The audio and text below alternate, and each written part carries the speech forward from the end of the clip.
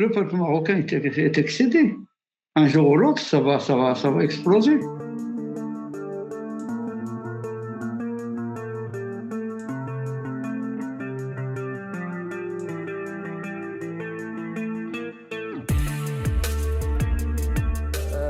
Selon les communiqués, etc., n'existe pas. Alors est-ce qu'il existe, le bagne de Tamarmat? Madame, les témoignages ne valent que par les témoins.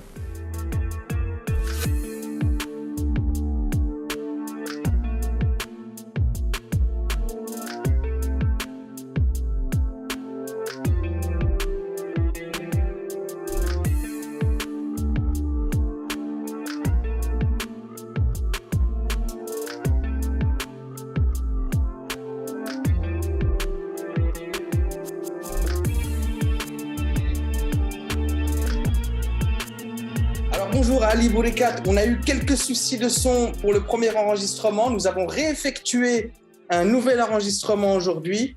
La question que beaucoup de gens sont impatients de découvrir, en tout cas, Ali Bourekat, aujourd'hui en 2021, quelle est pour vous la raison pour laquelle vous avez été arrêté avec vos frères, dans un premier temps 8 années au PF3 et ensuite 10 années et demie dans le tristement célèbre bagne de Hassan II, Tazmamart? La réponse est très simple.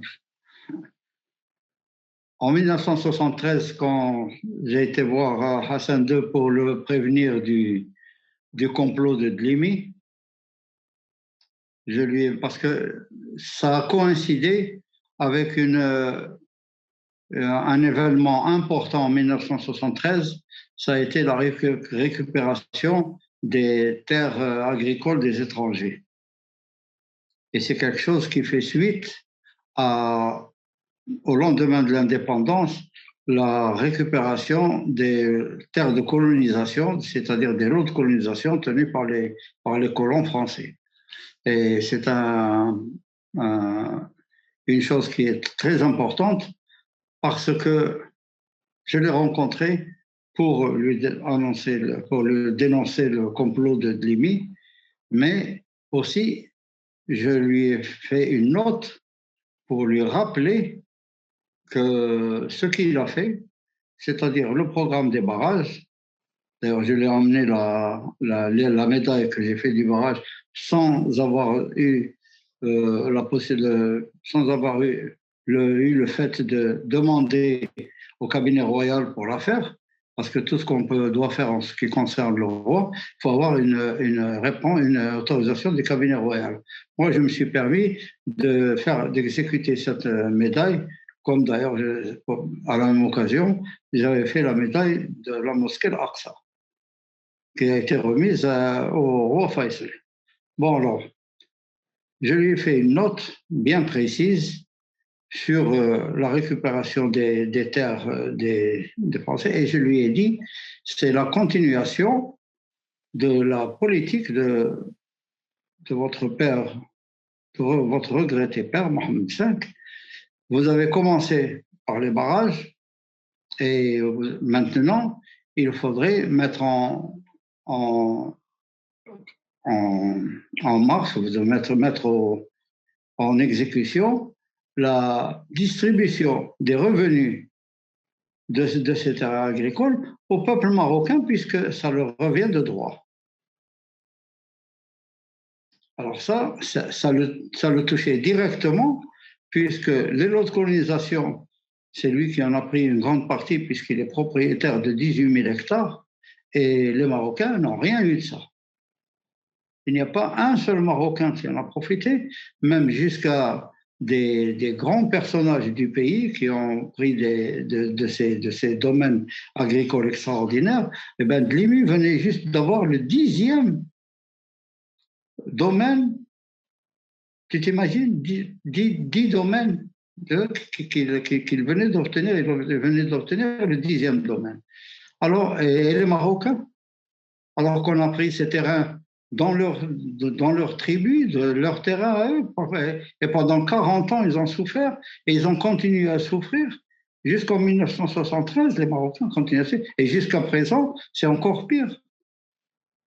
il avait un peu mal accepté parce que la note était écrite, il la lisait et il me regardait. Et je savais très bien qu'il était mal à l'aise. Mais moi, pour moi, c'était son père. Alors je pensais que faire continuer l'œuvre de son père qui n'a pas été faite, c'est que ce qu'il y a, c'est que lui s'était opposé à ce programme en tant que vice-président, parce que son père était le Premier ministre, était président du Conseil des ministres, et lui était le vice-président. Et il avait refusé ce programme. Il l'a rejeté entièrement, sauf pour les barrages.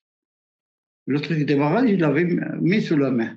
Pour quelle raison vous pensez que le prince, à l'époque Hassan II, avait refusé? Alors, à quelle époque? Parce qu'il voulait maintenir le lien qu'il y avait entre le Maroc et la France dans ce domaine en particulier. Puisque la France, par le truchement de la Banque de Paris et des Pays-Bas, détenait tout le produit marocain.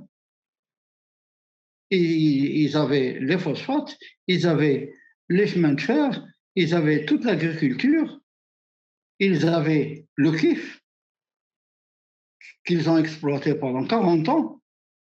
Il ne faut pas oublier que c'est le gouvernement français qui l'exploitait en exclusivité par l'intermédiaire de la Banque de Paris des Pays-Bas. Et moi, dans ma note, c'est effacer la Banque de Paris-Bas, supplanter la Banque de Paris des Pays-Bas, et il n'était plus question que ce soit ces gens-là qui continuaient à presser le Maroc comme un citron.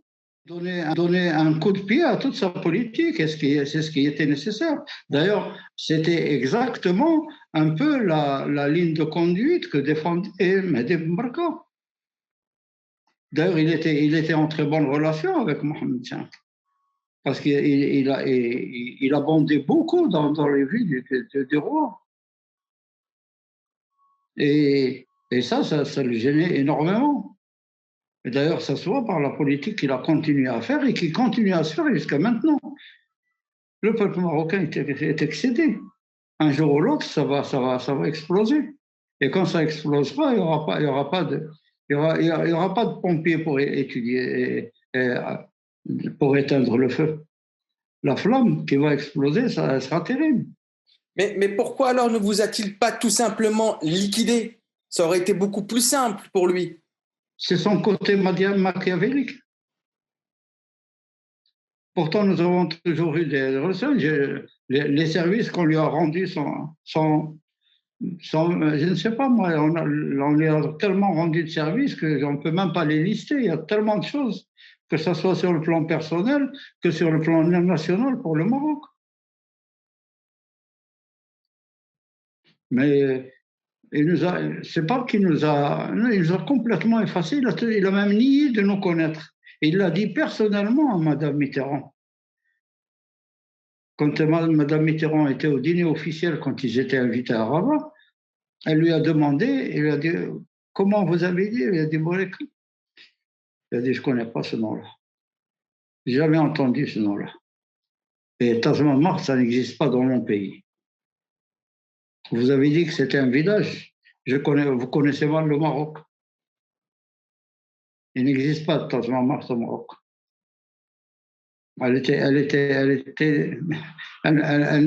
a même fait les gestes qu'il a fait. Elle a imité les gestes qu'il a fait.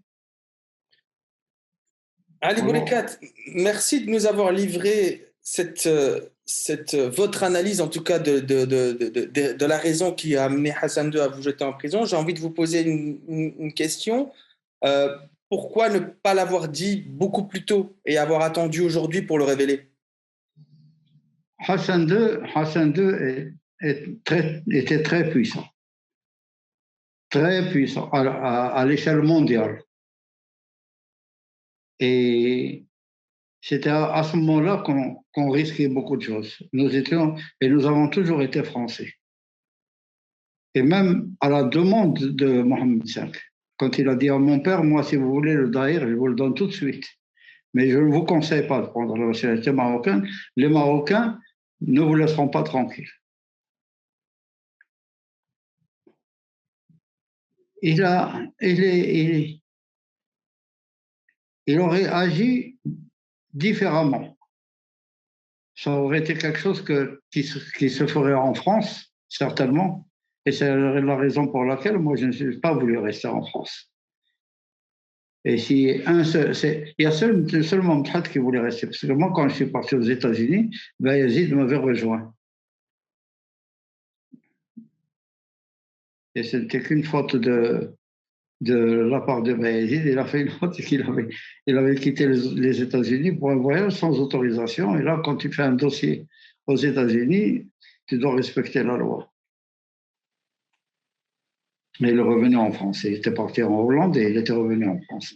Et c'est la raison. Mais ce qu'il avait fait, c'est qu'il nous avait complètement gommés. Complètement gommés. On n'a jamais existé dans ce pays. Ni compte en banque, ni dans l'administration, ni les permis de conduire, ni rien du tout. Tout a été enlevé. Tout a été effacé, comme si on n'était jamais. Et quand il a fait une interview au Figaro Magazine, il a dit aux journalistes qu'il a fait, il lui dit oui, d'ailleurs leur père était un indicateur de la résidence. Mais mon père n'a jamais été d'avoir un indicateur de la résidence, et puis il était français, il n'avait pas besoin d'être un indicateur de la résidence, il était au service du roi, de Mohamed V. Et Mohamed V, la première des choses qu'il avait dit à mon père, je ne veux qu'aucun document ne soit transmis au prince héritier. Parce que ça s'est très très mal passé, les choses sont très mal passées entre lui et le prince héritier à Madagascar.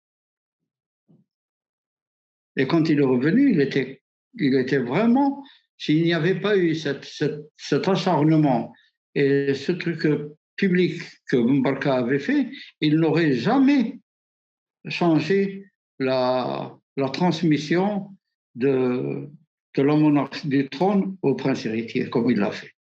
Il l'aurait donné à qui? Il l'a laissé tel qu'il était au ulama, au conseil des ulama. C'était tous les conseils des ulama qui devaient signer la transmission du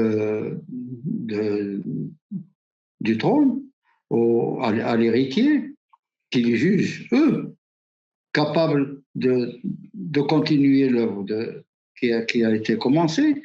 Et le dernier conseil, c'était le conseil de Fès.